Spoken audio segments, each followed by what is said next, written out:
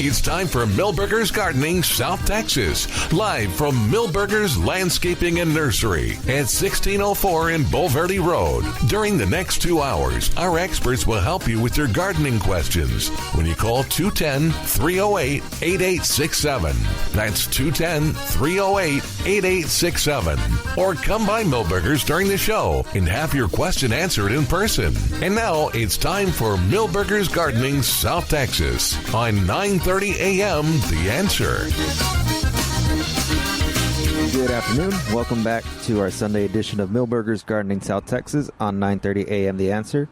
Alex Escobar here, always with Dr. Calvin Finch and Mark Peterson. Give us a call at 210-308-8867, 210-308-8867. I thought we were done with cold weather after that last freeze we had in the middle of January, but we're dropping down into some low 40s, high 30s tonight and these next few days. You know, it's a clear cold, which is kind of nice. Mm-hmm. I mean, I think it's supposed to be sunny for the rest of the day, and then clear skies at night. It's going to drop down.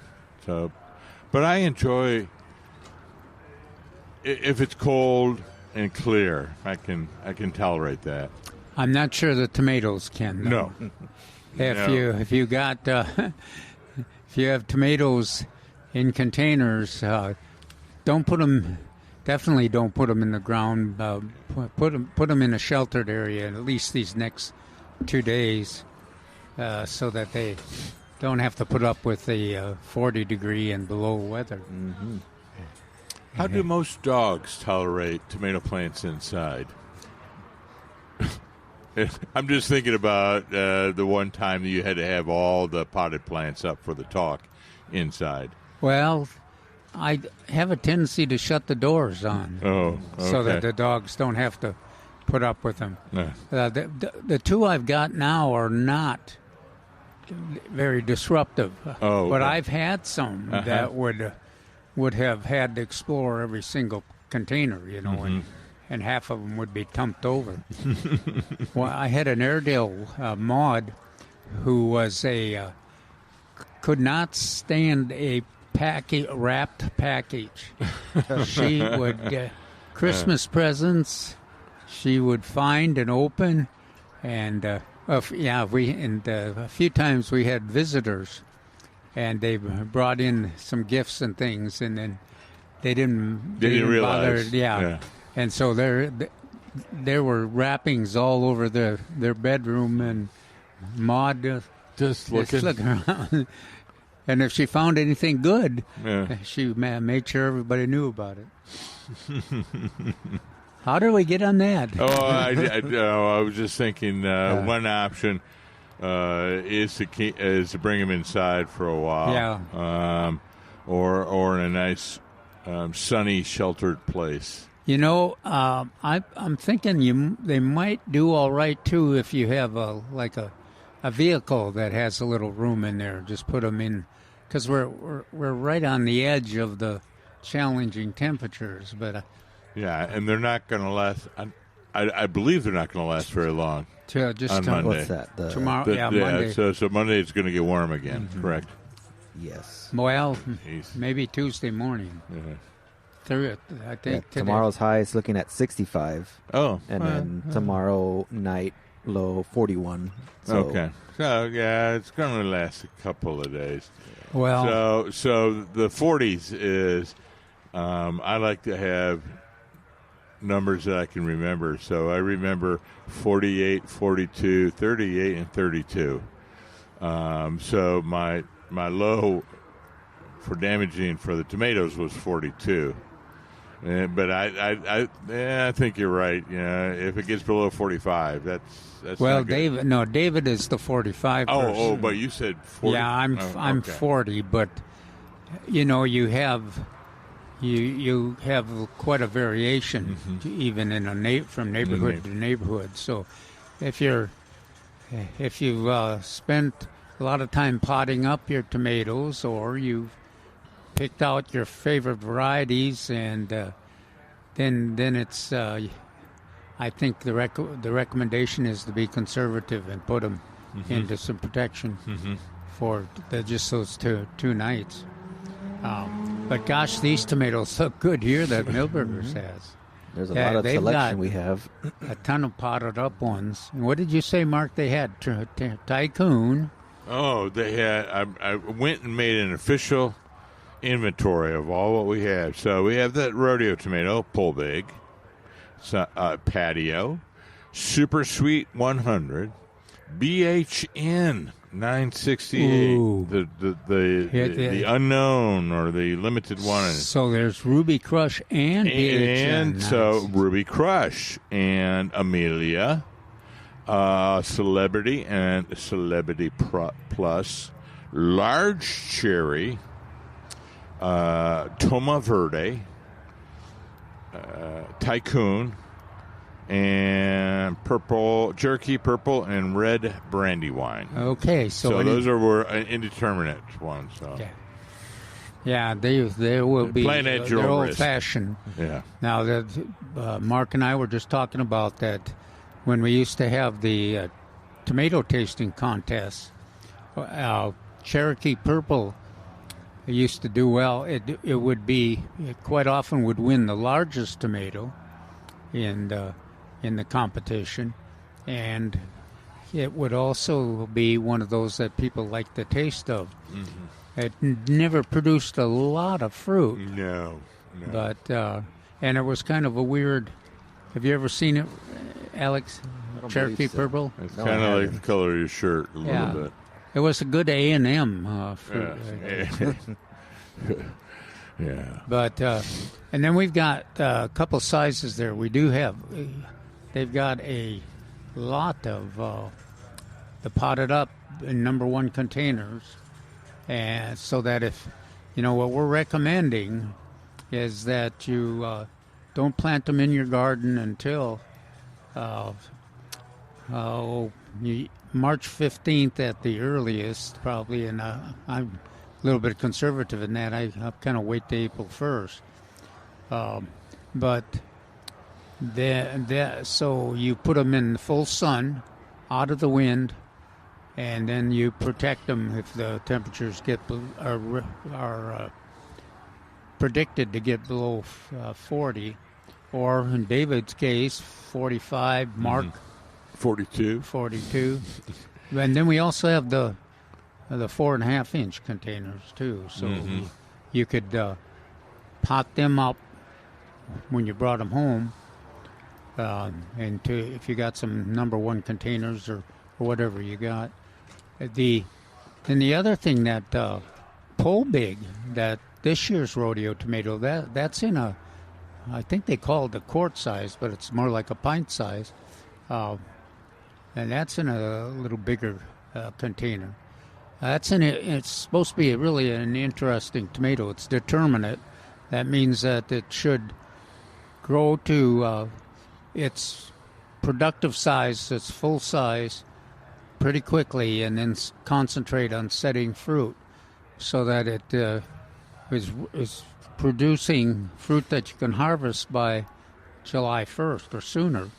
And then you would remove it before the heat gets here, before the hot summer, and then then you replant tomatoes about August 1st here in the Central Texas area, and then you try to get them to produce before it gets too cold. Mm-hmm. Thanksgiving is kind of it's a race to Thanksgiving.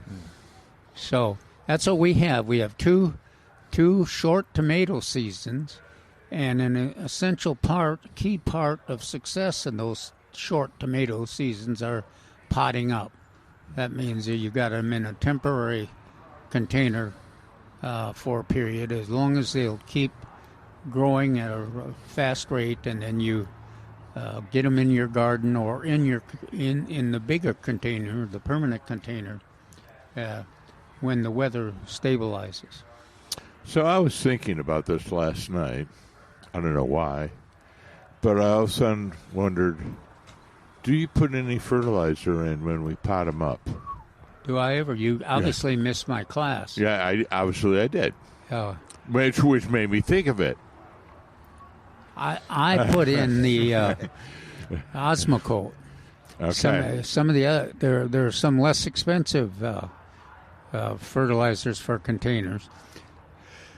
But I when I'm potting them up for the plants that we give away at the class, I do that. I pot them up at least 2 weeks before the class, and then I put the Osmocote in there, and then I also put some more Osmocote in afterwards. You can't really. Osmocote is potent, but doesn't burn the plants. It's slow release. Yeah, and that's the main thing. It actually releases some release relatively quickly, because I think you can see maybe it's my imagination, but you can see a pretty quick response from the fertilizer. I'm going to go out on a limb and say, going to the Wayback Machine in my memory, is they have different size nitrogen particles in the Osmocote, and they also have different coats to make more slow release and less slow release in that product. And that's why it's really good, because ideally you want a sustained amount all the way through from the very beginning to the end of the product. Yeah, and Osmocote's not cheap. No. But it's potent, and container goes a long way. So, gosh, it works well. The potted up tomatoes look great. They do. Calvin, I know you asked before the show if the phone lines were working. They still are. Oh, good. I guess. Are they? 210 is that why you were signaling me to shut up? 8867. I was not telling you. We have Richard on the line. Yay. Richard, how are we doing? Fine. How are you folks? Doing Very good, well. thank you. Can you hear me? Yes. Question: what has caused the gradual disappearance of my common Bermuda lawn? The front I can attribute to a live oak whose canopy has grown, so it's all shade, but I have a south-facing rear yard, and over the years it's disappeared. I use Growing Green or Texas Tea when I fertilize, but I will admit the only water it gets is what Mother Nature puts on. Well, you're not alone. This has been a tough few years. The combination of the drought and our landscapes getting more shade and more shade. So we're seeing a lot of lawns. Now, we've been predicting, I think Mark and I have, if we get some generous rains, the Bermuda grass is going to come back gangbusters as long as there's a reasonable amount of sun. You know, that southern exposure, if there's 8 hours, 6 to 8 hours, you'll get some real growth. But, boy, it looks tough. But there's no good reason to plant new sod until we get that water situation. The only caveat I will say is Bermuda tends to be what we call a heavy feeder. And so I ask you, how often are you applying those two products that you mentioned? It's usually 4 times a year. Oh, really? Okay. All right, you're doing it good. Okay, because usually it's like a person will say 1 time a year, and I'm like, well, for those who don't know, those products tend to be around what, the 6 to 8 inch, 6 to 8% nitrogen, something like that in Texas tea. Isn't it 644 or something like that? Or is it a little bit more? I'm not sure. Yeah. Well, they tend to, I believe they are in the lower range. And so 4 times a year, that's good that you're applying properly for Bermuda grass. So I'm just going to go with Calvin. Yeah, confirm with Calvin that when we get some timely rains of good duration, that Bermuda grass lawn should return in force. You know, I don't water my Bermuda grass, but you should see how good it grows in my vegetable garden, where I do water. You know, the vegetables. but it's just the strangest thing, and it's bare soil all over. And then I have areas just like you with big oak trees that half of that area it doesn't do a good job of supporting turf grass, and the other half it would if there was rain, or if we could, if we didn't have restrictions. But we need the restrictions to protect our water source in the long term. So, what do you recommend as a lawn alternative in the front, where it's like I said, 100% bare soil? In the shade. Well, yes, I like I call it the sustainable winter lawn, which utilizes some of those winter weeds, rescue grass and the bluegrass, annual bluegrass, or even some of the broadleaf, and just keep those weeds mowed. But even they are not prospering in this lack of rain situation. So I kind of keep my eyes up and don't look down at the. But I quit watering my lawn a long time ago. But I do use drip irrigation in the flowers and vegetables and things, and that works pretty well. But if you can be patient with it and just put up with wait until we start getting some rain again, I think that's the best thing. Final question: when can I plant roses? Right. Well, mine are just taking off right now. If you got those tough roses, old-fashioned and tough modern roses that we talk about all the time, they're prospering. Things like Belinda's Dream and Carefree Beauty. Mrs. Dudley's Cross, those are Calvinite. Martha Gonzalez, those are our favorites. Grandma's Yellow. Yeah. I can plant those now? Oh, Absolutely. Yeah. Because them you can either water with drip irrigation or water directly with the hose right at the base. It doesn't use much water. And plus, hand watering is not restricted. All right, folks. Thank you much. All right. Good luck. Keep us informed, will you? Yeah. All right. Thank you, Richard. 210-308-8867. We're going to take a quick break. We'll be right back with Millburgers Gardening South Texas on 9:30 a.m. The Answer.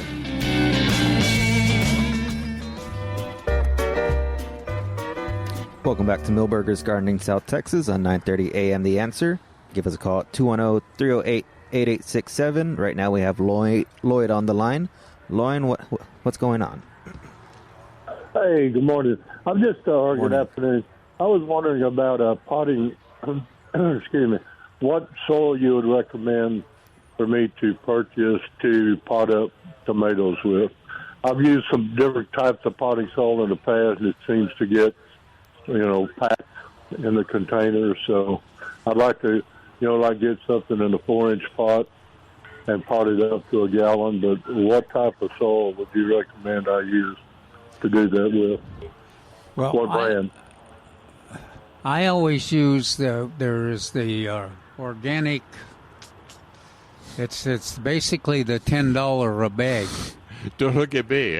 But I also mix it with if I have available, which I do now, is compost. I mix it with and the potting up. I about half compost and half the of that organic potting soil. And the good news is that if you fertilize generously, you are not going to leave them in the pot very long. You'll be moving them into a bigger container, or you'll be moving them into your garden soil. So as long as they're fertilized and watered for these next month, they get along fine. But if you got that organic mix, I'll have to check the formal name. And I know they have it here. I'm a Happy Frog man. Oh, gosh, yeah. I love Heavy Frog. Now, it tends to be a little bit more expensive. Oh, yeah, I'll say. I also like Espoma products. Something's Creation, I think, is the one you're thinking. That is the one. All right. Nature Creation. Yeah. So that's the one that Calvin's talking about. That's a good one, reasonably priced. There is also a bag, a product that we have here, and I never can remember its name. I just go, it's in the purple bag. And this is specially formulated for acidic plants that require acidic soil. And so I always like to throw a little bit of that in there, kind of. Yeah. The reason is our wonderful Saws water, the wonderful Saws water that we all love and use. It has a lot of calcium carbonate in it, and so I just like to offset that a little bit. This is a personal preference. It's alkaline, yeah. So, yeah. But you know, it's not a bad theory, that Mark, and that more expensive soil, because you're investing. You know that you want to put that potted up tomato in the highest growth rate possible, and you're investing in its production. So you're really not. Yeah, and 1 gallon, that number one container. Gosh, you can, in a bag of soil, you can probably do 20 plus containers. So you wanted some name brands, and so Nature's Creation is good. I like Happy Frog, but there's several different ones that if you come by here in Millburgers, we'll get you. It is a potting soil, not a potting mix. It is a misnomer. I like to use the term potting mix. Why? Because there's no soil in a potting soil, nor is there any soil in the strictest sense in the potting mix. It's all pretty much organic matter, which is maybe one of the reasons why it settles down and gets hard for you. So, in the marketplace, the terms are interchangeable. But that is a good point too. You really don't want to use regular soil from the ground here. Basically, it's not high quality in our area, but it also. It gets compacted very quickly.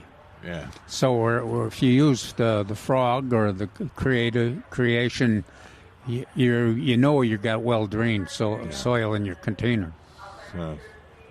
That's why I said. And that's the potting mix. Yeah. So to answer your question, use either, whether it's this potting soil or potting mix. Yeah. Okay. All right. I appreciate it. Okay, sounds good. Good luck. Yes. Yes, thank you, Lloyd. Hey, you know what? Is there somebody on the line? Yes, we do. Lines are blowing up today, making up from last week. Yes. 210-308-8867. We have Tom on the line. Tom, how are you doing today? Doing great. Hey, I just had a question about pruning citrus. So I've got some. I've got a few trees, and some of them. Most of them look great right now, and we're starting the new leaves are coming on. But I have one that got. I've talked to you about. I don't know if it got freeze damage or if it got overheated from the lights I had under the protection I put around it. But it lost probably 99% of its leaves. But the branches were all green, and as I'm looking at it now, it's a skeleton of a tree, sort of, but it's got a lot of green coming on. But the tips of a lot of the branches are brown, are dead. I mean, and so my question, I guess, is as far as trimming the dead pieces off. If they are dead pieces, it doesn't hurt to prune them off. But I have a tendency to be conservative and give that citrus time, those green stems time to put some leaves out. Right. because you definitely don't want the root plant to take over. You want that top, and a lot of the Meyer lemon, for instance, is very once it takes off, once it starts to put foliage on again, it goes pretty fast. Of course, you probably lose one year's production, but. So here's the conundrum. Well, here's the conundrum on it. From an arboricultural standpoint, a tree with no leaves is fantastic because you can prune and shape to your heart's desire. On the other hand, just like Calvin said, I want some new leaves on there to start producing food. We never feed a plant; the plant feeds itself. And so, we want to get some new leaves on there. And if you're pruning, you may be taking a little excess green branches off on that. So there's a conundrum on it. Yeah. Well, and that's the difference of a horticulturist and a forester. But the other thing, like a peach tree, they put so much foliage and stems on in a growth period, whereas a citrus doesn't necessarily put that much on there. So you can be a little more conservative. You should be probably. Well, yeah. Let me ask you: should I cut back to live green? I mean, again, if I'm looking at a branch that's however long, and the last 4 inches of it are dark brown, they've been damaged. But then it transitions to green. Do I cut back to the live green, or should I just cut back to the end? If I'm not looking to reshape the tree necessarily. Yeah. I'm just looking to get rid of the dead. I didn't know whether I should cut to the green or cut just to the tip of the transition point, maybe. Well, I think either one works. But I eventually the recommendation would be that you cut the dead wood off. But okay, well that's. And for me, there again, the difference is I want to cut back to a branch or a bud. And so if that branch is half brown and half green, and then I'm going to cut back to a branch or a bud. So I'm going to cut more off probably. A leaf bud. Yeah, and I've got a lot of. I've got a lot of these branches. The tree's putting on a tremendous amount of leaves right now, so I think I'll be in good shape from the strength of the tree and all. Okay. But I just wanted to kind of get rid of the brown. I figure, that's just something that's going to poke me in the eye or something. No. If I don't get rid of it. You're a little ahead of the game. I suspect if your citrus is listening to this conversation, it is voting for my recommendation. Don't cut much off of me. Yeah. But that the normal recommendation is cut at that. Cut the dead. Yeah, you can into the green a little bit usually, but like Mark says. Well, that's what I wanted to make sure. I didn't want to be too aggressive, and I didn't want to. On the other hand, especially if your tree is showing good recovery, then you're not nervous about it. Right. No, I'm not really. I was nervous when it lost all the leaves because I have other citrus trees that lost maybe 5% of their leaves, and they're all putting on new growth right now. But I just thought this was kind of bizarre that it happens to be the tree that was the most exposed to the weather. Oh yeah. But it was protected. I mean, it was wrapped and had a couple of light bulbs under it and all that. So I was kind of surprised when the leaves started falling. Yeah, but they're a bit sensitive and a bit unpredictable. And then, of course, we had this big discussion about when we were talking about covering them.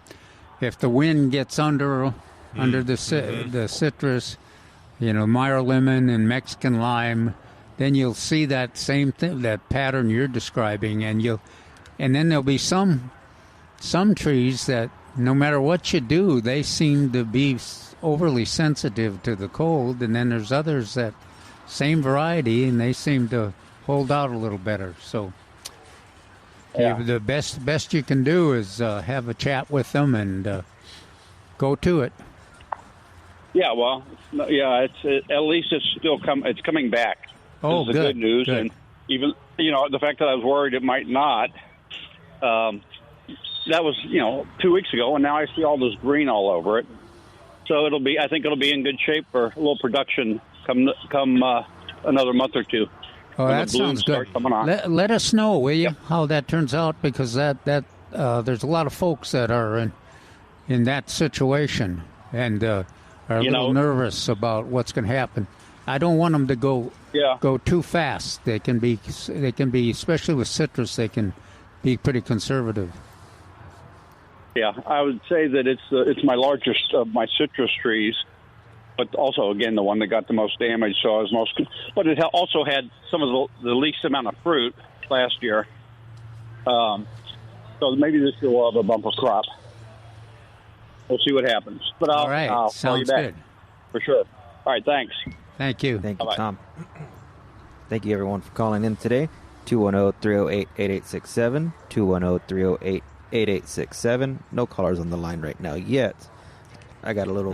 What's a general rule, though? I thought he was going to ask about pruning citrus.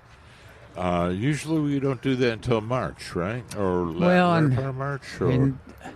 Especially, I just don't do almost any pruning. If it's lemons or limes, they're usually in containers when limited growth potential. And they're in this constant battle with the cold weather. Yeah. So really, I just kind of cringe a little bit when I think about having to prune it.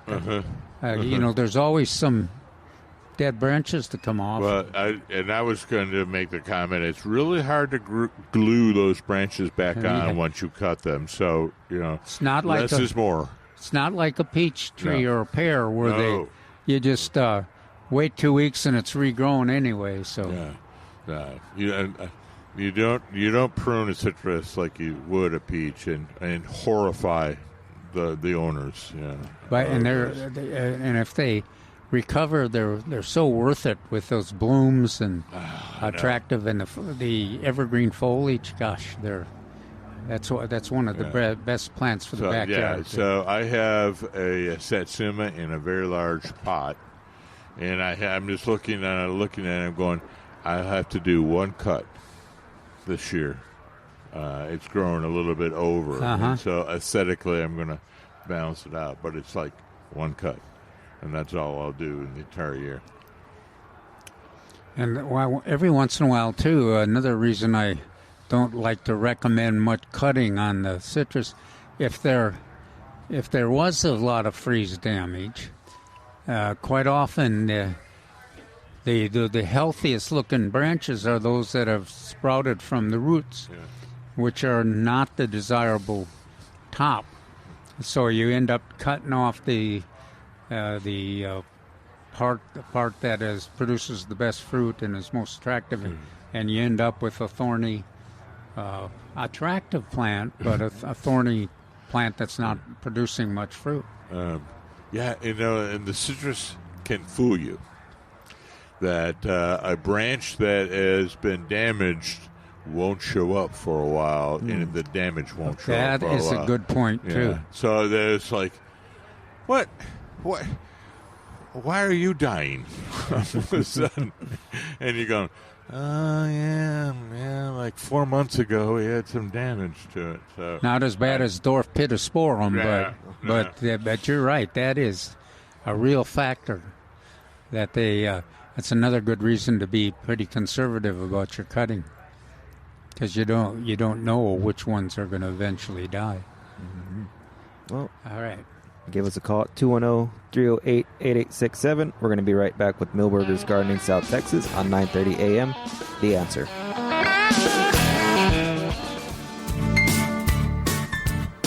Welcome back to Millburgers Gardening South Texas on 9:30 a.m. The Answer. Give us a call at 210-308-8867. I know at the top of the show we were talking about all the tomatoes that we have here available. We also have a lot of sales going on this weekend, including Texas Bluebonnets. They're on sale. Regularly, they're $1.99 in a 4-inch pot. They're on sale 5 for $9.50. They work very, very well, these plants in a row in the garden too. It's kind of amazing. Or Mark mentioned in containers. Yeah. You could put one in a half whiskey barrel actually, and it'll fill that thing up. Oh wow! Just one? Well, you can put more if you want, but yeah, it does a pretty good job of filling them up. Mm-hmm. You don't want to overwater. No. But and then some folks had their seeded, their native bluebonn that's coming up, and they got a little damage from the freeze, but I think most of them will recover. Yeah. And Coreopsis, I think it's going to do all right. And the one I know is doing all right because it's kind of taken over our neighborhood is the blue curl. Mm-hmm. And it's very welcome, and it's one of my favorite wildflowers. It's got a very attractive flower to grow, germinate in shade or sun, and it blooms early, so it's ready for the hummingbirds and ready for the monarchs if our normal mistflower and zinnias and porterweed are not blooming yet. So that's now if you. It's a little hard to find the seed. If you got a neighbor that's got some, then it's easy if they've collected it and put it in a sack, and maybe they'll give you some. The other place is Native American Seed Company. Yeah. It's the only place really you can. But you call them up, and about 3 days it'll show. They have different shipping. Yeah, overnight, but it's usually there 3 days, and that's pretty good. They've got area store. I don't know if there's a retail, but they do ship from New Braunfels even. But their main place is in Junction. Yeah. And they have a wide variety of mixes. Grass and wildflowers and milkweed. Yeah, so they're fabulous. They have mixes that you and I like. There's a Texas roadside, Texas Oklahoma roadside. There's a Caddo mix I like, and a Comanche mix. So these are all different wildflower mixes for your particular soil and region in Texas. And it's all broken down for you on the website, so it's wonderful. Another thing, Alex, do you remember that moth that I called a hummingbird moth? Yes. Okay, well, we did have our one of our gardeners who's a butterfly expert, Lulu, is the teacher that has her, I can't remember if it's third graders or fifth graders. Yeah. Yes, both. It's both. It's third and fifth. Yeah, they've got a special club at her elementary school, and they do a lot of work on the monarchs. And she's given us a lot of information and great descriptions of the young people growing the monarchs and milkweed. But she reported that the gardener that had called up was correct. She gave us, but Lulu gave us some more formal. Mm-hmm. She says that the name of that hummingbird moth that I call it is the white line sphinx. A white line sphinx moth. So I've heard of sphinx moths. Yeah. Okay. And it is also the caterpillar is called the green-lined hornworm, so it is a hornworm that. Okay, so that's what the tomatoes. question was. The listener had called in and said wanted to know if that was the caterpillar that what we were talking about, the hummingbird moth, was actually the tomato caterpillar. And Lulu hornworm. Reported that that is fun for the youngsters to watch, and especially her grandson to watch those hummingbird moths or sphinx moth because of their movement and the coloring, and they're kind of bold. Yeah. and unconscious, other than to get they're interested in their getting the nectar. So, yeah, it was a beautiful moth. Yeah, it was. You would mistake it for a hummingbird, absolutely, just because of the way it moved and moving from flower to flower. You're going, it looks like a hummingbird, but it's not. So those folks out there, if you squish your tomato hornworms between two bricks or feed it to the chickens, let it live.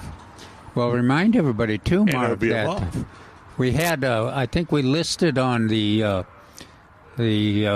article in the Express News and the Austin American Statesman about recommended resource books.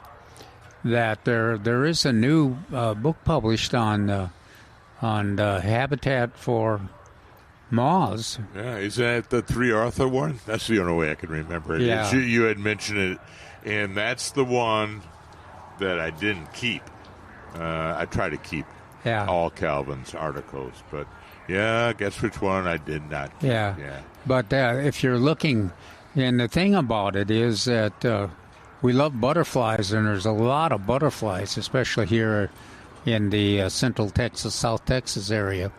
But there's 15 times as many moth species as there are butterfly species through the world. Mm-hmm. And the ratio, I think, is about the same here in the San Antonio area. But so, boy, if you want to, I guess you can be overwhelmed by trying to learn and identify and appreciate butterflies. But if you really want to get into a wider world, add moths to that to your goals too, because they're very fascinating and attractive.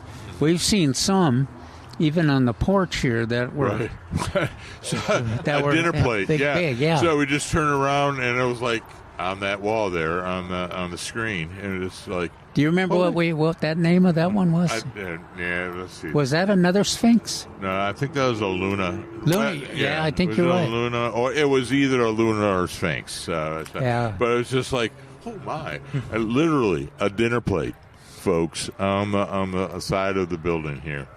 And you talk about colors, and they're quite often they're slow moving. Yeah. A lot of the butterflies move pretty quick, but most of the moths are pretty slow moving. One of the issues is, though, that a lot of them are active at night. Yes. Rather than during the day. So that's, even though they're, like I said, Calvin said, it's 15 times more moths and butterflies. We just don't hardly ever see them because they're mostly nocturnal.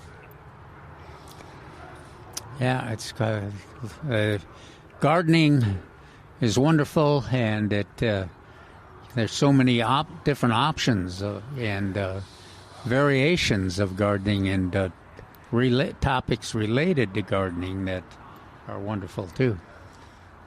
Now, so far we've got we mentioned yesterday we've got tropical milkweed, really nice looking plants. Beautiful tropical milkweed. It's not blooming. We're just but it's lush and it's ready to explode with flowers on it. I think it'll be blooming before the monarchs get here. Yes, I agree. Because they probably won't get here till about April 1st, maybe a little before that. But and they'll be looking for nectar and also looking for milkweed foliage to lay their eggs on it. Before they're coming from Mexico City, but they'll head into the Midwest and even into Canada.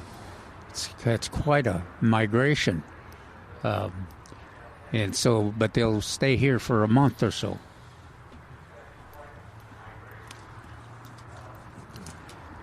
Very exciting. Some other things. I know we just astounded you with our conversation and knowledge. Some other products we have on sale: the Italian stone pine and Aleppo pine, and Wilma Goldcrest lemon cypress. The value at $99.99. They're on sale 50% off. Yes, and it's still a great time. Great time to plant trees. Mm-hmm. Usually the prime planting time for for trees is in November 1st to April 1st. So some people will move it out to May 1st, but right now is an excellent time to plant trees. So any type of trees? Or any type of tree.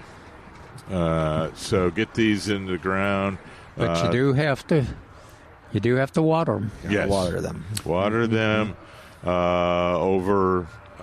Generally, for a tree, you're going to work for a 3-month process. I'll bet at least one or two of your films talk about how to take care of and water those newly planted trees. The trees, watering my world famous 3-2-1 step procedure. That for specifically for tree establishment. Real simple, 3 times a week. In the absence of rain, 3 times a week for the first month, twice a week for the second month, and once a week for the last month. But the amount stays essentially the same.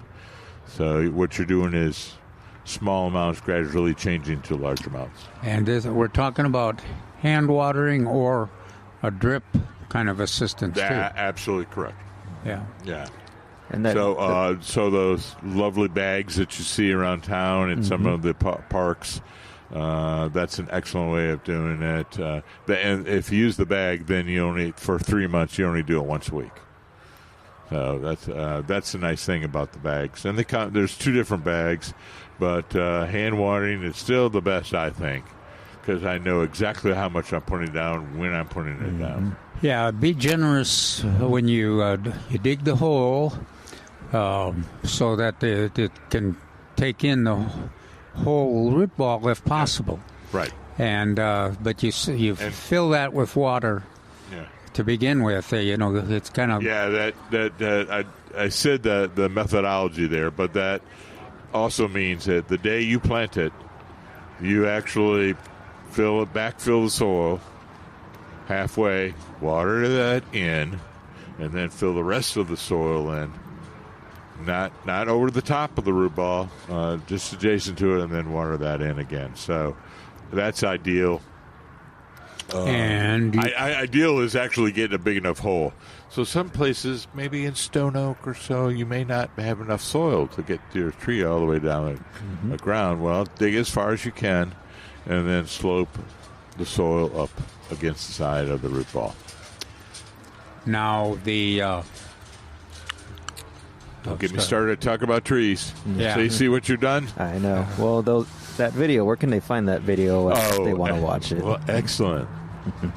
You're trained. You're being trained well. I am. Okay. So when I talk about the 3-2-1 method and the amounts, that's on the gardenstyleessay.com. That's the SAWS website. I wrote that for SAWS years ago. So go to the Garden Style Essay or GardenStyleSanAntonio.com, and you look up. There's a whole bunch of tabs, and you'll look up how to garden, how to plant trees, or how to plant plants is actually what it is. And so there'll be several articles on how to do that. So, and it's all written down, so you can just follow those instructions. If we're in the trees here, how do you take advantage of if you're a CPS customer? Excellent. $50 a piece. Yeah, so CPS has a wonderful, CPS Energy, we always try to put the CPS Energy on that, has a wonderful program called the Green Shade Rebate, Conservation Rebate.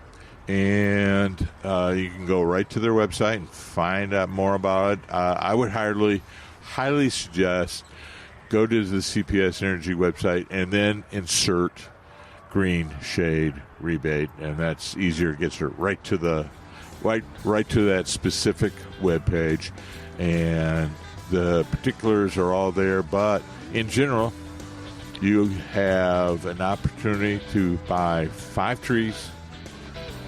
Lifetime for a $50 rebate. $50 rebate each. Yeah. Well, awesome. We got one more hour in the show. Give us a call at 210-308-8867. We'll be back with Millburgers Gardening South Texas on 9:30 a.m. The Answer. We're back with Milberger's Gardening South Texas, live from Milberger's Landscaping and Nursery at 1604 in Bulverde Road. Come out to visit or call us at 210-308-8867. That's 210-308-8867. And now back to Milberger's Gardening South Texas on 930 AM The Answer. Well, that's appropriate. On one side, we got a wagon full of potted up tomatoes. Yes. And the other side, we got a trailer full of geraniums, red and pink geraniums. Look at those. They're very lovely. They're beauties, yeah. Perfect weather for geraniums. Perfect weather. And welcome back to the second hour of Milberger's Gardening South Texas on 930 AM The Answer with Alex Escobar, Dr. Calvin Finch, and Mark Peterson. Give us a call at 210-308-8867. Well, I think I was thinking that maybe the most attractive of the perennials out here, of course, is those lantanas, the white and the purple lantana over there. I know. I felt like we didn't see the purples much yesterday, right? Yeah. Or maybe the white. They were there? They were there. I was just pointing out that my favorite is the white. Yes. But the trailing lantana are most evident this time of year. This time. They favor the cooler seasons. Yeah, it's basically a different species, and they perform differently than the other lantanas. But the deer don't eat them, which is the same for all lantanas. The pollinators love them, which are good. But I like that spreading look that they have too, and then they do really great if they're planted like around a mailbox or what other kind of setting, Mark, that they kind of a mound. They do pretty well bordering on driveways too. Right. So if you ever have that situation where on a lot of new home landscapes where you have that little strip between the two driveways, you and your neighbor, that's a nice filler. Or you may want to have another of the newer lantanas that do better in the summer, like the New Gold lantana. So you may want to put it in there, or mix it up with these cool season lantanas, if you will. So you always have perennial color. And these lantanas we're talking about, almost all of the lantanas are sun lovers. But we've got one of the classic shade plants here available now at Milberger's too that are unbelievable. The begonias, and then my favorite is that Whopper version. But there's 3 or 4 different versions of begonias. But that Whopper begonia is great. It loves this kind of weather. But that's one you use in the shade. The two classic, well, in the summertime, you got quite a few plants you can use in the shade. The begonias and our pentas. Impatiens. Well, yeah. A little bit. Impatiens are hard to keep alive, especially when this 100, if we get any 100-degree temperature. But pentas is the classic one. The foliage plants, though, we've got some that are that we can plant a little later too, but those Whoppers, they do a pretty good job of tolerating the cool weather. I managed to keep most of mine alive by transplanting them from the containers they were in into holding containers and putting them in the greenhouse. And then now I'm planting them back into where, if I've got areas where the cyclamen died from the cold, or when the cyclamen I was going to say when month, 2 months from now, when the heat gets they can be transplanted back out there. Then also, I suppose that time by then we'll expect the pentas to be back. And the pentas are neat too because they'll put up with a couple hours of intense sun as long as they get mostly shade. But a lot of good choices. Still have some very attractive cyclamen over there. They're another white plant, nearly as attractive as these white lantanas are. So that there's the choices. I noticed in the garden of course they're not going to like the zinnias have started sprouting the seed that was dropped last fall. Yes. They're not going to like this 39-degree weather, but they'll still be coming back. Yeah. And they'll tough it out. March is kind of April 1st is really a great time to have zinnias, and I'll bet we have them by the middle of March here at Milberger's. And you got a lot of choices in zinnias when they come. Right now, snapdragons are recovering from the cold, and if you got some gaps in your snapdragons, we've got a few of the. I was trying to think of the selection that we have. We've got some that are about the middle size, and then we got some of the smaller snapdragons here. And they're very attractive.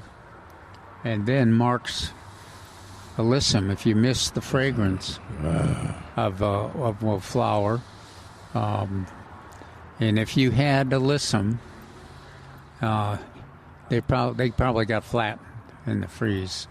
At least all mine did. But nurseries here, especially Milberger's, did a good job of protecting theirs, and so you can replenish them, complete with the fragrance, and expect them to live all summer and be attractive. And of course, they like the sun too. There's our butterfly. I was going to say there are a couple of butterflies. The wind must be dying down just a little bit. Seen them? I saw a cardinal earlier flying around. A cardinal? A cardinal. Bright red. They don't eat the butterflies. No. They just eat seeds. We talked about those tough modern roses and old-fashioned roses. And help us remember what varieties So what we have over here is have some varieties that I'm not totally familiar with, but there's some drift roses out there, and then there's some that you and I like. There's Metabolus out there, Martha Gonzalez. There's another one. There was Carefree Beauty. There, and then there was Katy Road Pink, which was the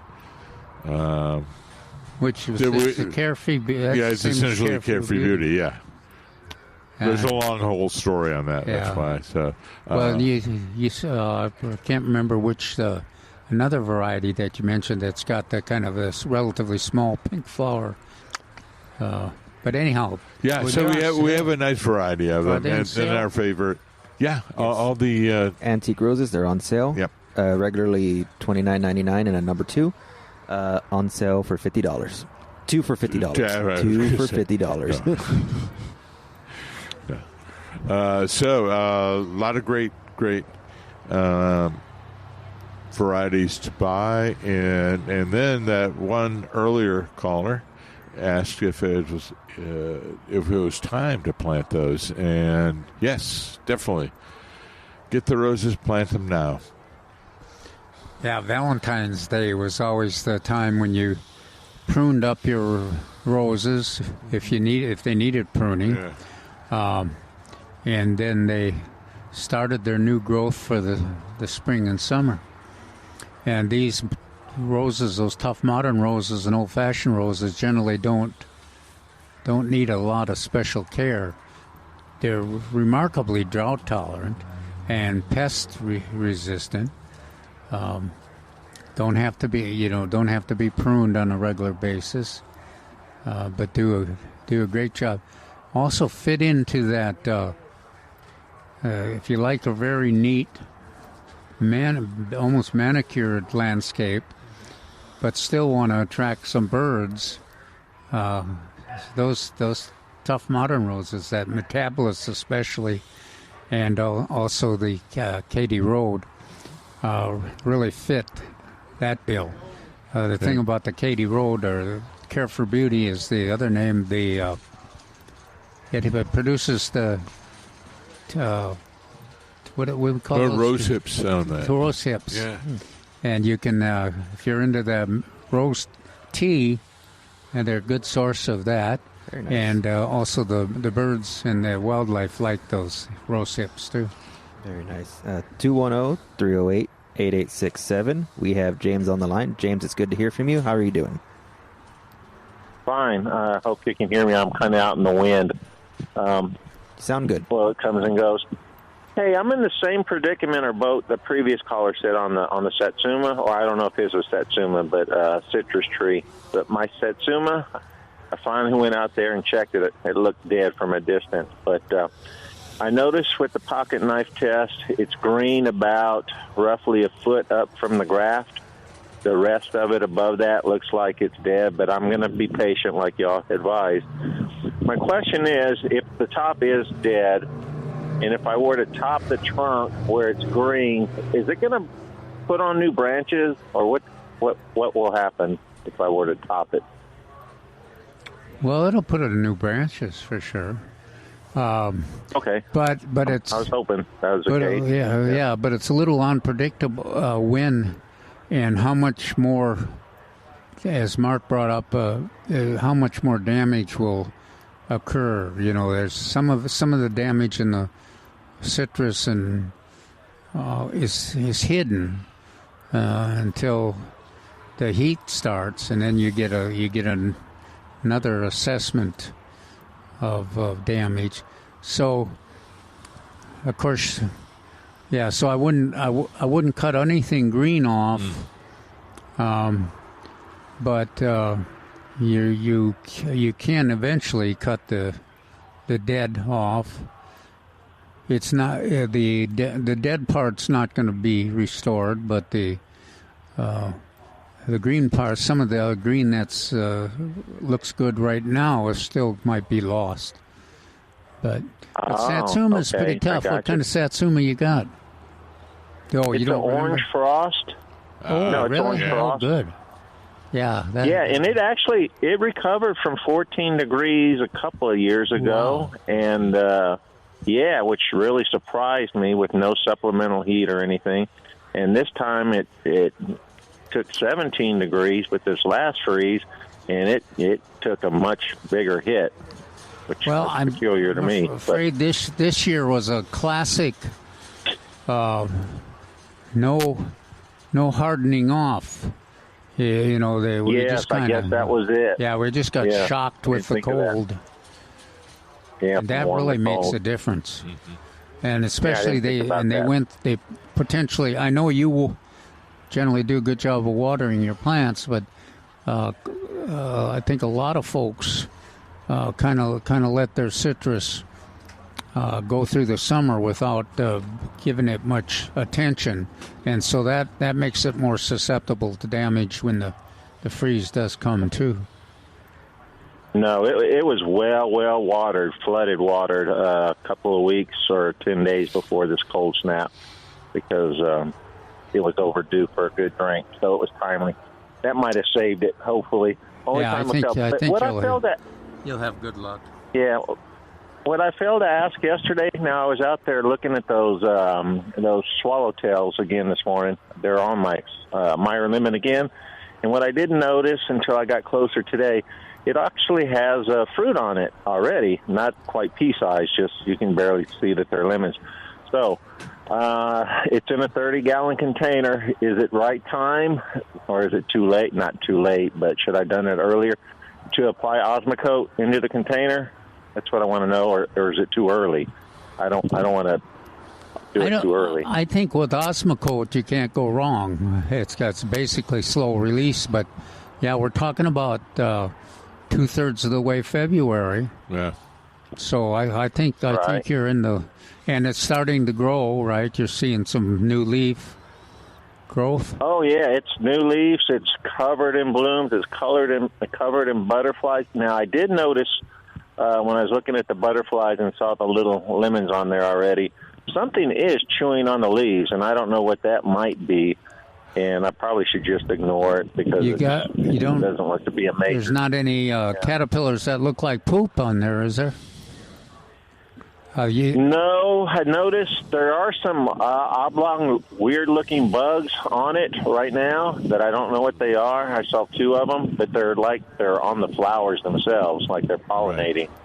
Oh, even those cucumber beetles. Yeah. Yeah. So the chewing aspect. Most of the bugs will have a sucking mouth part, and usually caterpillars or beetles. Adult beetles are the chewing ones. Yeah, something's chewing the leaves. Okay, I don't want to spray it, especially since it's in bloom right now. No. Yeah, you don't want to spray it while it's blooming. Yesterday you were talking about hibiscus, and as I drove home, I went, yeah, you know what? Yeah. I would probably start fertilizing now. I said, wait a week or 2 weeks. And I went, James, you probably should put the fertilizer out as soon as you can. Especially something like Osmocote that's released over a long period, so it's a pretty efficient, and it doesn't give it the overwhelming blast. Yeah. Well, he was.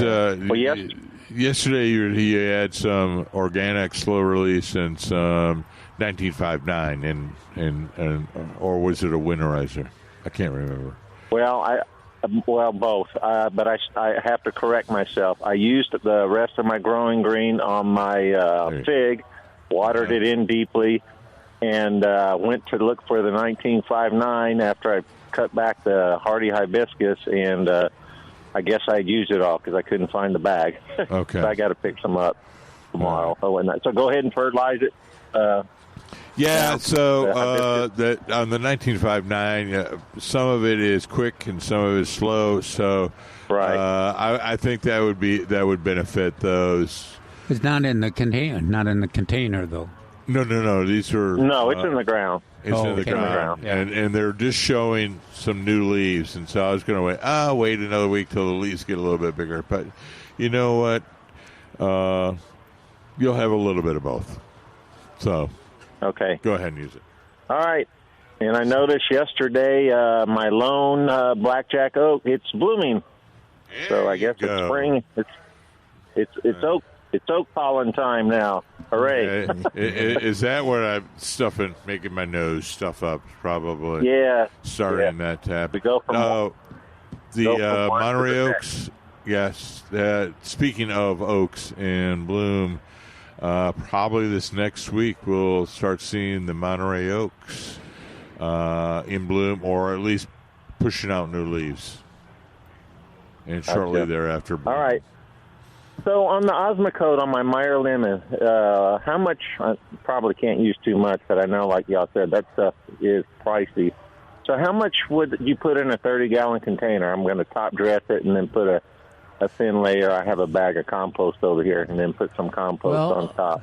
At least 2 of those. Do you have that little red scoop? The scoop that's in the bag. Yeah. Yeah. At least 2 of those scoops. 30 gallons, how many scoops? 2? Oh, I was going to do 2 to 4.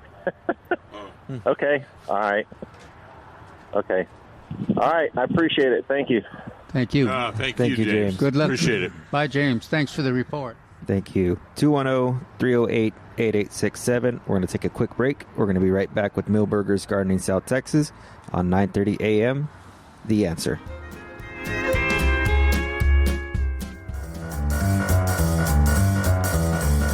Welcome back, everybody, to Millburgers Gardening South Texas on 9:30 a.m. The Answer. Give us a call at 210-308-8867. Mark just pointed out to me that we are high in cedar fever right now. So it was a post from somebody in Collin County. That's up at Plano and McKinney. And it's just like, it's fever out there. So they were bewailing the effects of cedar fever. Now, I was coming out of the south, and the wind is yes, but it's still affecting us around here. So they were bemoaning the fact that they had the entire state producing cedar pollen up there in the Metroplex, and I'm just going, yeah, you should be on this end of it. Mm-hmm. And I have a scratchy throat. Yes. I don't think of myself as close. Let's see. Some other, I know we've talked about some sales Millburgers is having. We have a lot of wonderful choices for sales. A lot of trees. Redbuds starting at $99.99. $99.99? $99. That's not quite $100. No. Fig trees, they're starting at $39.99. Some choices of Celeste, Italian Black, and LSU Purple. Some of the choices. We also have fruit trees for sale. Regularly $49.99. They're on sale 2 for $80. And that includes apples, peaches, pears, and plums. That's right. And we have the recommended varieties here that A&M AgriLife Extension has promoted over the years, and in our experience as well. So let's see, 4 different apples, about 4 different plums, and I don't know how many different peaches, but there's about 4 or 5 ones that we have here. At least the peaches that we like best are there. Yep. There was June Gold there too, which surprised me a little bit. I haven't seen June Gold on the market for a while. That's the one. That had the best luck in my peach orchard. Used to be the recommended. I mean, the number one recommended.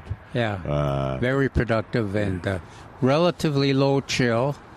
Have large fruit, semi-cling. It's a good one. And then, of course, Florida King is my favorite now. Right. But this year, there may not. It may be. It's low chill, but it may not be low chill enough to have a good start. The thing about that cool weather in the wintertime is that it reorganizes the chemistry in peach trees and other fruit trees, and so that they can start a fast start in the spring. But you may want to explain that. It's not just cold weather. It's between 45 and 32. Yes, and it's different for different varieties. It's not as simple as we characterized it sometimes, the chill. But one of those that we have talked about, Florida Prince. Now that one's down there. I believe that one's down there at 150 hours. Yeah. So that one may respond pretty well to this winter we had here. At all that 40-degree temperatures and upper 30s contributes to the chill. Yeah, it's going to be a good, from that standpoint, the next couple of days will be good because it will add to the chilling hours that we have. Now, if you have peach trees, now's the time to prune them, too. And we're not as sensitive about pruning on peach trees as we were on the citrus. No. Because the peach trees are kind of like grapes. To prosper, they need a lot, and produce a lot. They need a lot of pruning. You want to get all that dead wood off. You want to open that middle up. You don't want them to get too tall with straight branches. I tell people, if you're not horrified at the amount of pruning on the peach tree, you haven't done enough. And the good news is that you can't hardly over prune them. They because if you do, they grow back pretty quick. But they do need the pruning, and then you also it can be kind of controversial, but you also want to be ready to start your spray program on peaches when they start blooming. You want to. I think you generally, if you spray once a week with malathion and a fungicide, that's very effective. You can try some of the organic controls insecticide, but it's hard for them they don't seem to control things like the stink bugs very well. But try to do it. Try to spray it in the evening so you don't get so many honeybees. You minimize the damage. Not windy days. Make sure your equipment is correct. Mm-hmm. So you don't want you want the appropriate size droplets and minimum drift. And if you didn't water your trees in July and August of the previous year, don't be surprised if you don't get a really good performance this spring. You definitely won't get a lot of production of fruit, and you may have the tree may have trouble getting its foliage in place too well. It'll be a combination of the drought, lack of water, and then also the low chill. So this will be kind of a challenging spring for especially for peach trees.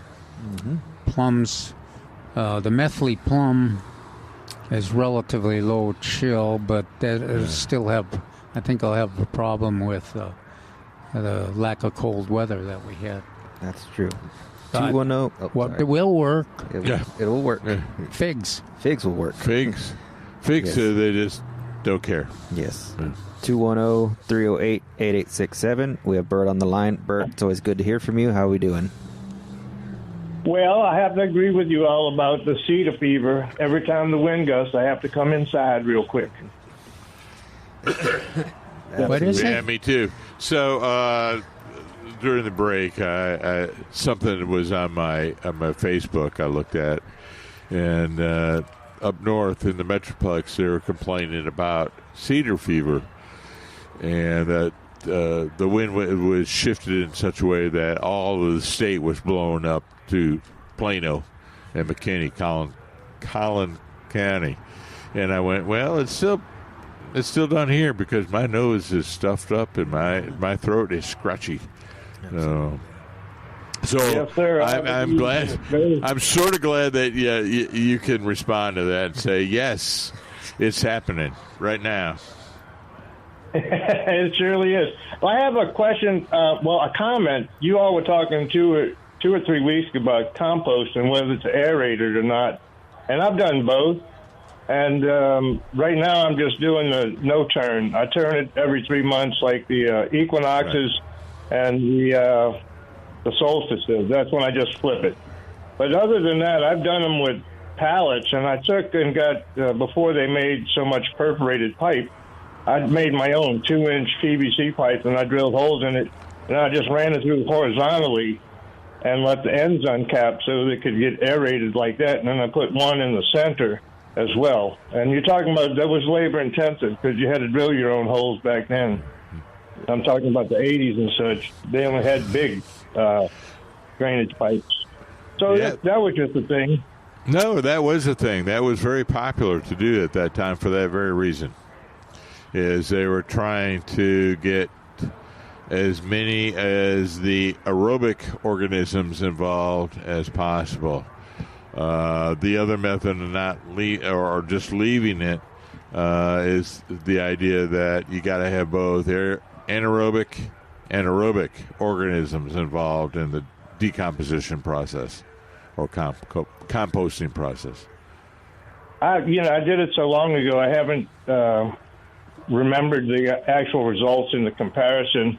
But So I did a semi-aerobic, anaerobic. I mean, I took a 55-gallon water grade barrel, a blue barrel, and then I just dumped everything in for one season. And the only time it got oxygen was when I unscrewed the lid to put more compost, and that was only once a week. Mm-hmm. And that came out very interesting. It was like a very dense sludge that just spread out. You could dilute it and spray it, or just hand water. That's what I do here. I hand water everything, and the results are very promising. I'll just say that, with no oxygen. It didn't have an aroma? No, it did not. Oh, okay. Generally, with anaerobic one, you'll have an aroma or processes. Well, maybe I would. What does that mean, Alex? Aroma stink? I'm being genteel. Yeah. An offensive aroma to the nose. Yeah. The question I have about half the yard that I have is, I'd say 3/4 of the yard is mostly caliche, and the other quarter is good soil because that's where the St. Augustine grows. It will not grow into the caliche. So I'm trying to amend the soil, the caliche. I have topsoil. But is there anything else? Should I get peat or anything to add to the soil holding capabilities of the caliche? Well, of course, anything organic, but it doesn't decompose quickly, which is good and bad. Let's see what else. Any of those organic... as much as compost as you can put on. How much coffee do you drink? I'm just saying I'm going to have to buy some because I just started this compost pile when I moved here in July, so I'm sure it's only knee-high. So. Well, that's what I do. I like to have a pile of... compost, and Mark helped me find a contractor that he had done one of his films with, and they delivered. I went ahead and bought some from them, and it's great to have that there when I want to, aerate, or when I want to mix up a soil mix and potting soil, or my 2 inches of compost every year in the vegetable and flower garden. So, yeah, it really makes it convenient, and it helps the production, whatever flowers or whatever you're growing.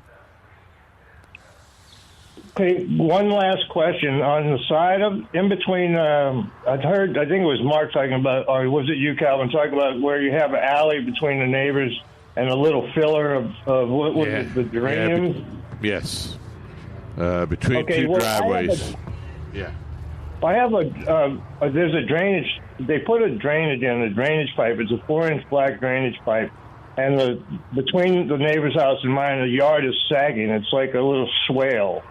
I was thinking of using cardboard over the top of it to stop the soil from going down into the drainage pipe and stopping up the pipe for what its purpose is, and then just putting some topsoil and some potting soil in together and putting the plants on that. You think the cardboard is enough to stop it from clogging the drainage?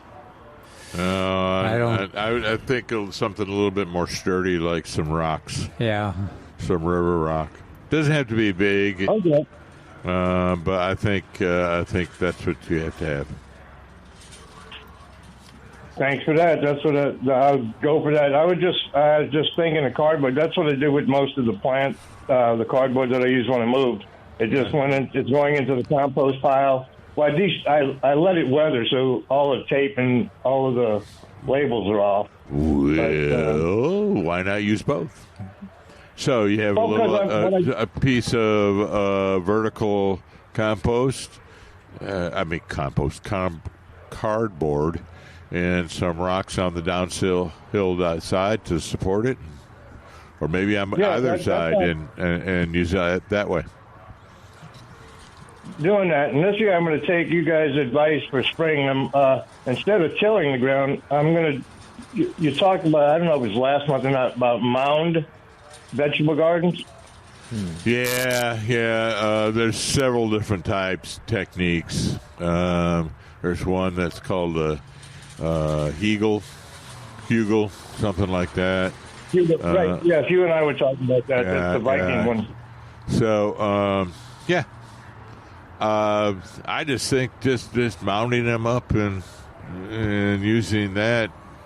In other words, you don't have to make a fully raised bed. You just mound up the soil and the compost. Well, I'll give you a good example. A good example what I did. The moving boxes that I have them all in the back filled with soil, the carbon, and I'm just putting them where I want them in for what plants. And as they weather and get rained on and watered and stuff, and they just dissolve right into the ground into a mound. Mm-hmm. So, but that was just it. Thank you. That's a good. Yes, I didn't think about the river rock. I was thinking about crushed granite, but I'm going for least expensive. Right.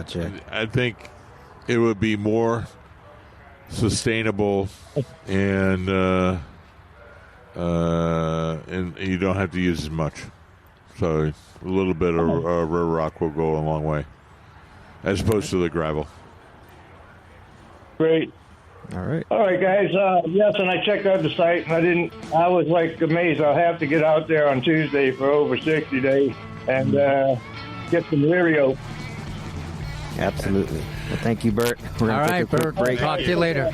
We'll be right back with Millburgers Gardening South Texas on 9:30 a.m. The Answer.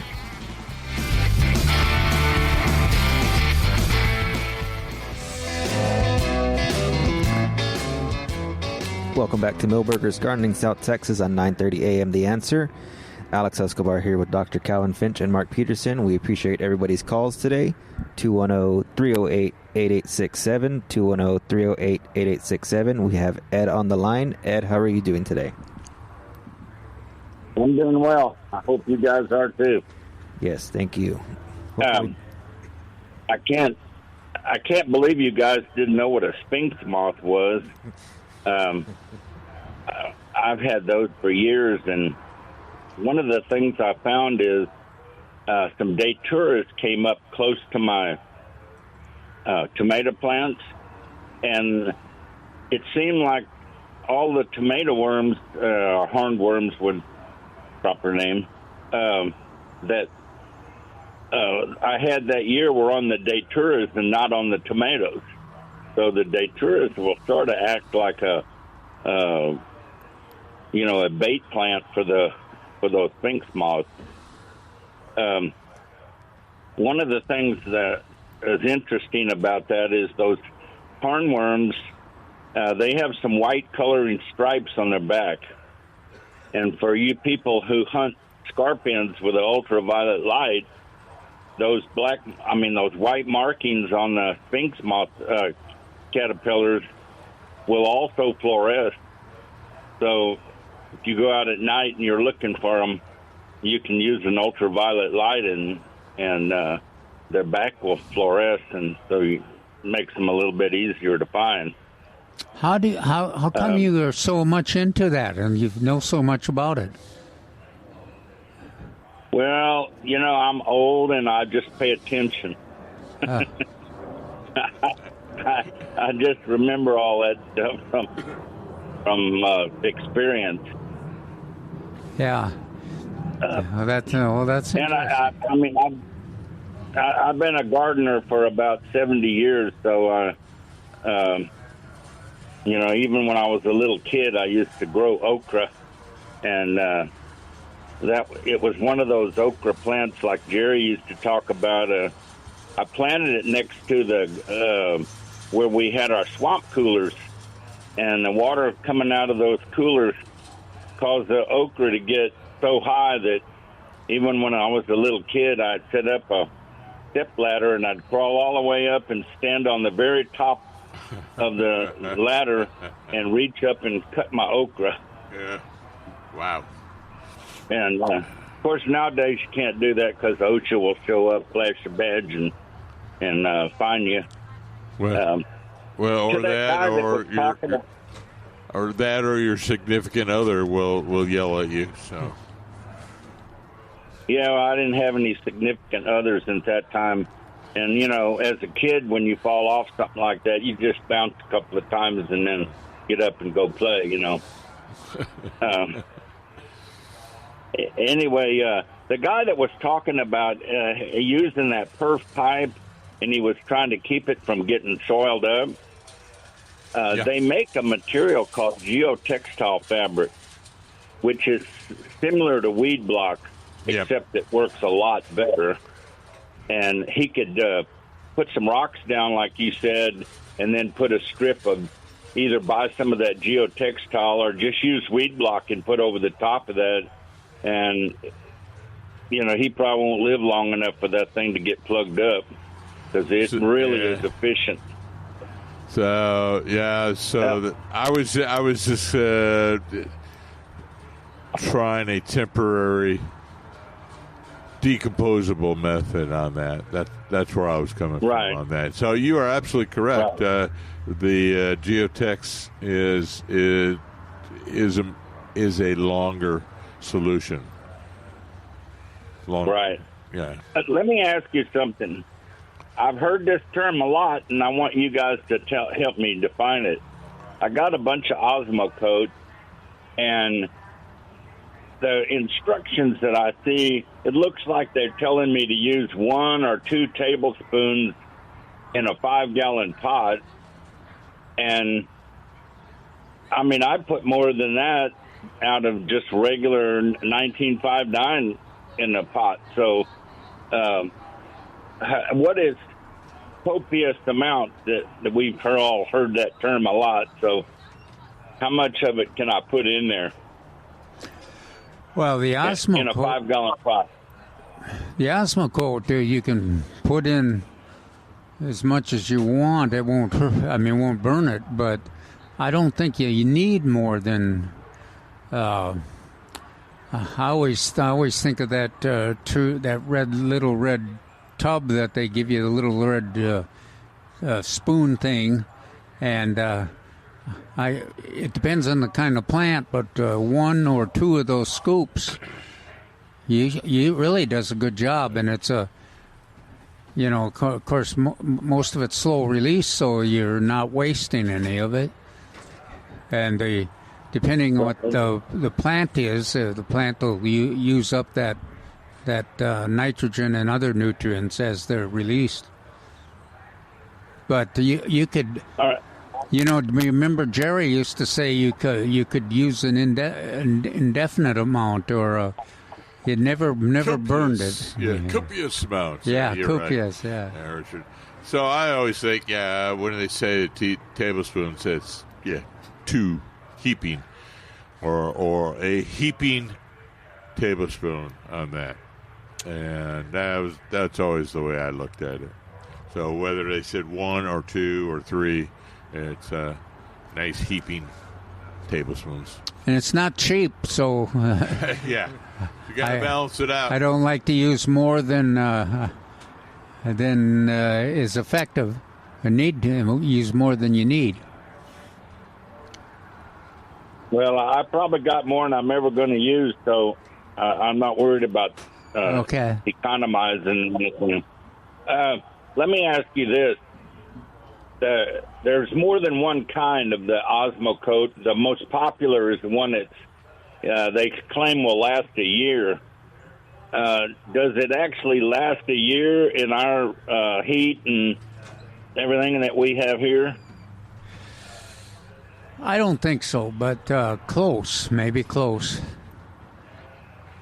I've used all of them, and they all seem pretty effective. Yeah. So, recently I've been using the Osmocote Plus. That's what I use, too. So, and I break the year up into quarters, so I always say 4 or 6 months of the year. or 3 to 6 months of the year. Yeah, He's he's a University of Michigan State graduate. They don't do much math up there. You know? We do a lot of math up there. Yeah, I knew you guys must be from out someplace because y'all talk about cedar fever, and I grew up in the middle of a cedar thicket, and the only person in my whole family that I know that has cedar fever was my mother. Developed it when she was, I don't know, probably 45 or 50. Yeah. We always had a cedar tree for a Christmas tree, and one year she got really, really sick, and then as soon as Christmas was over, she got better, and then the next year it happened again, and then slowly but surely we all figured out that it was the cedar tree that was getting her. So over time, yes, it's over time I have developed more of a resistance. So I can remember when I first moved down here, and I had it severe, but after rolling around in cedar and pollen, what have you, not so much anymore. My throat does scratch up, and the eyes do get watery, but and I happen to know whereabouts he lives, and so if you look at a map, a satellite map, you see this really dark area on the Boconis Fault in the beginning of the hill country. I'm going, that's where he lives, right there in that dark area. I'm just amazed at how much he knows about those Sphinx moths. Yeah. So are we correct? It's about the size. I'm sorry. Are we correct? And it's about the size of a dinner plate, or was that the lunar? Oh no, that was the lunar. Yeah. This one was just like a small hummingbird. Yeah, and if you have a lot of those bothering your tomato plants, go out about at dusk and take a badminton racket with you, and you can swap those suckers. It works a lot better than the tennis racket because it's lighter and more maneuverable. Well, yeah, you're as bad as the grackles. The grackles like to harvest them out here. Oh, well, do you know when they first show up, the cats will eat them, but after they've been here a while, the cats won't eat them anymore. And I don't know what that is, except maybe they're eating cedar berries and they make them taste funny or something. I'll be darned. Yeah, that's strange. Well, the reason I asked you about the Osmocote was